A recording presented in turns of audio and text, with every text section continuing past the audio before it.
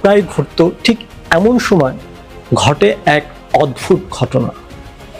একজন গ্রিস সৈনিক তার পোষা কুকুরকে নিয়ে সীমান্তে পাহারা দিচ্ছিল।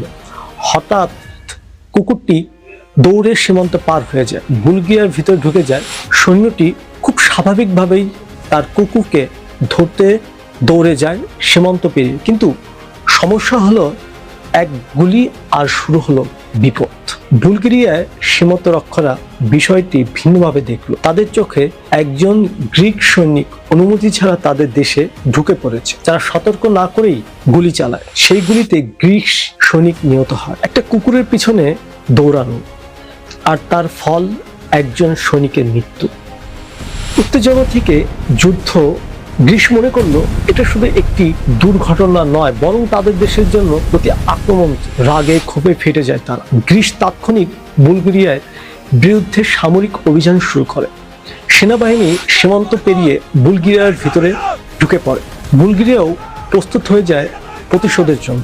এভাবেই একটি কুকুরের পিছনে দৌড়ানো থেকে শুরু হয় দুই দেশের মধ্যে সংঘর্ষ।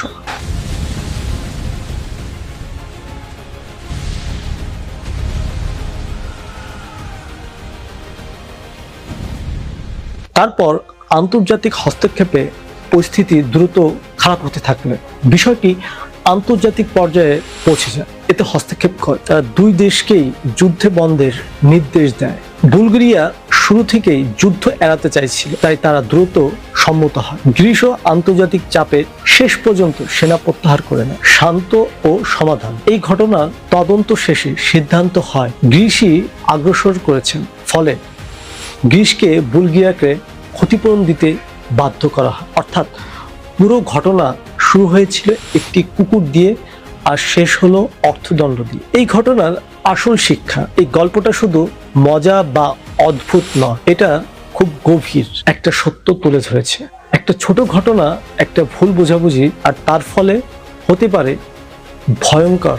যদি তখন শান্তভাবে বিষয়টি সামলানো যেত, তাহলে হয়তো আজ সৈনিকের মৃত্যু হতো না, আর দুই দেশের মধ্যে যুদ্ধের পরিস্থিতিও তৈরি হতো না। ইতিহাস আমাদের বারবার শেখায়, যুদ্ধ সবসময় বড় কারণ দিয়ে শুরু হয় না। কখনো কখনো একটা কুকুর, একটা ভুল সিদ্ধান্ত আর এক মুহূর্তের উত্তেজনাই যথেষ্ট।